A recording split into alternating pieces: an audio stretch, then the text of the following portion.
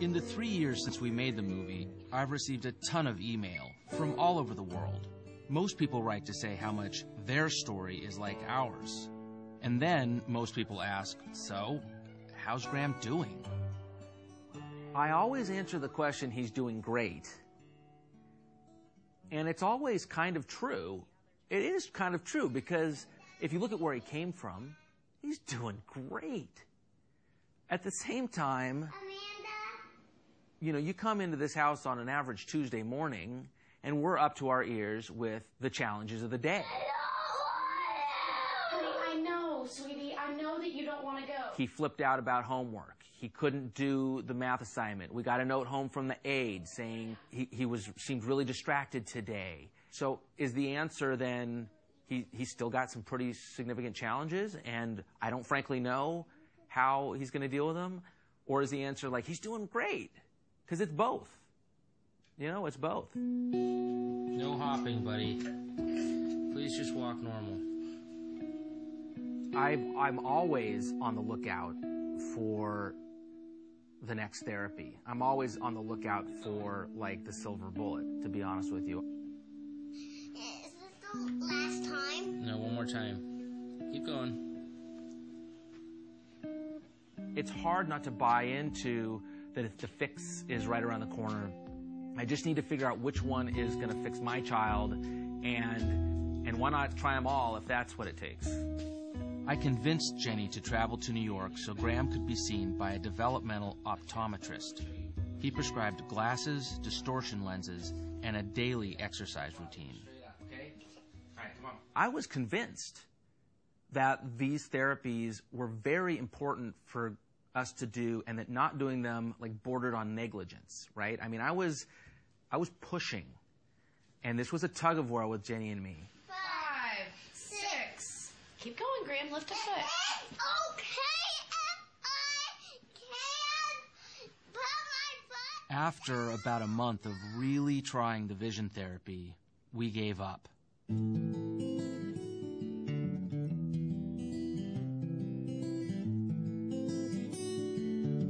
After that experience, I agreed to put therapy on the back burner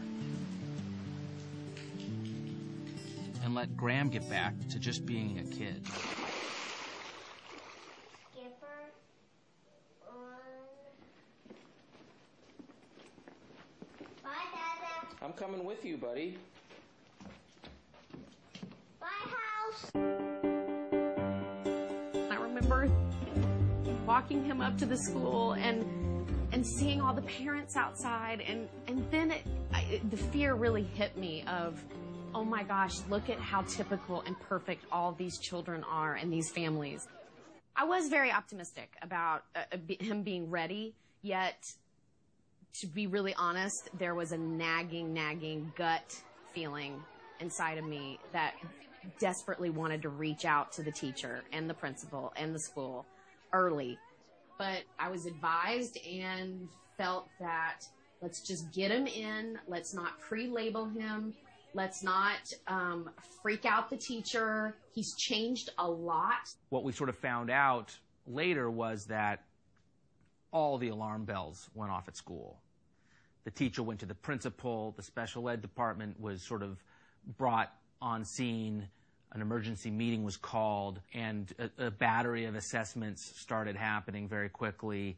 The biggest moment for me was sitting down with the principal and the special ed teacher, the principal coming in and saying, oh, here's a piece of paper I need you to sign for the aide. And I looked at Eric and I said, aide? I didn't even know that this was... What? An aide? And they were like, yes. Oh, yes. And the teacher was so like, yes, he absolutely needs an aide. While it was difficult to hear their assessment, we were lucky. Graham would get the help he needed. As devastated as my ego was of having to have the child with the aide, she was amazing. But even with all the help the school was providing, Graham was having a rough time. I'm not going to stand by and watch this kid struggle like that. We got to find a way to give this kid a leg up. We decided to try something new. a movement-based treatment developed by a guy named Jim Costello. The goal is to build healthy connections between the brain and the nervous system. I see Graham walking in, I go, okay, there's some unfinished business here. There's some unfinished business neurologically. As we got further into our evaluation, I was able to identify that Graham was stopping at midline. His body would turn and then stop here, and he'd have to turn the rest of his body. That affects everything we do on a motor level. And in Graham's case, what ended up happening is he was unable to catch a ball. He was a bit fearful of heights. He was unable to jump and land on 2 feet. I saw improvements in Graham with things like dribbling a basketball and, sports. But that's not really what I was after. I didn't put him in this program because I was worried about his jump shot. He was having a real struggle at school, specifically with writing, and it was probably around the 3.5-month mark that we started hearing from the teacher. And she called us at home and said, I am blown away. Like, what this kid, you should have seen him today.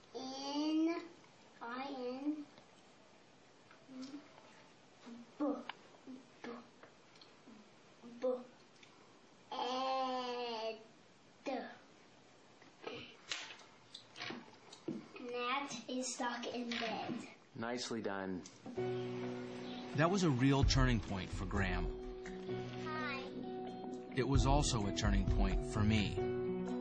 I realize now that my job as a dad is more about support than fix.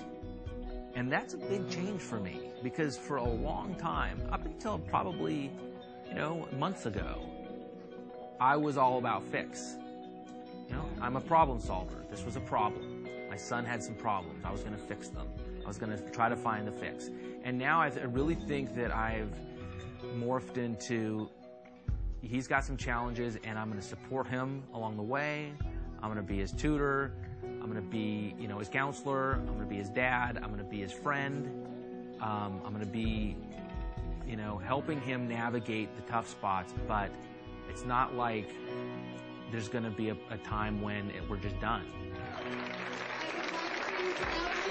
To you, the promoting class of 2010. Graham Linford. Yeah!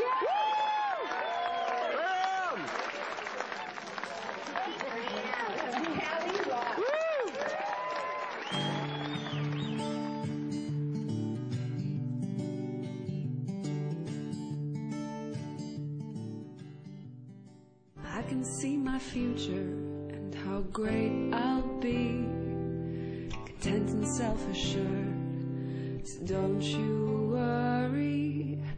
The future's now, you can have peace of mind.